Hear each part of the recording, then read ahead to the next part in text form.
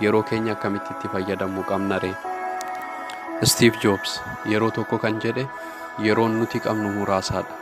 Kanaafuu jireenya nama biraa jiraataa yeroo keenya gubuu hin qabnu. Wanti gaariinis ta'ee badaan harka keenya kan jirudha.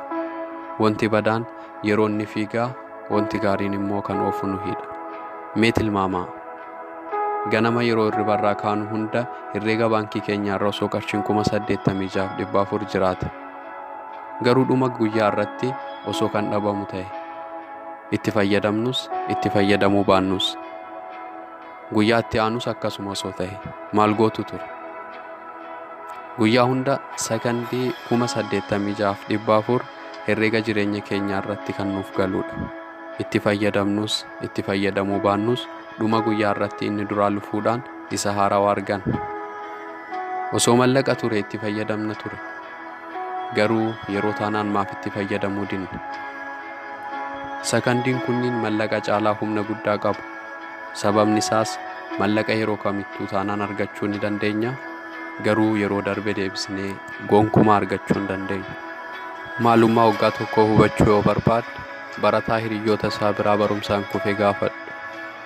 Maalummaa ji'a tokkoo hubachuu yoo barbaadde haadha ji'a 8 garaatti baattee dhuma ji'a irratti ilmoo ishee dhabde gaafadhu. Maalummaa torban tokkoo hubachuu yoo barbaadde gulaalaa gaazexaa toora intarneetaa irratti hojjetu gaafadhu.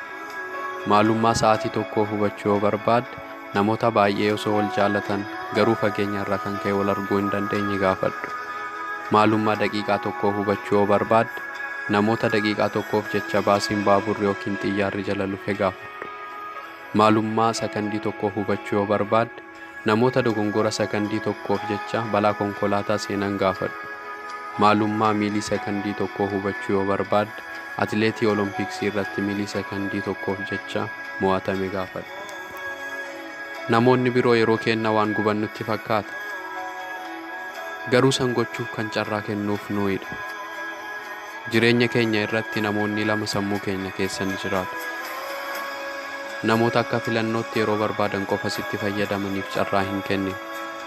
Hedduun keenya immoo namoota jireenya keenyaaf baay'ee barbaachisoo ta'an yeroo isaanii kennuu dhabuudhaan kan dhabnudha.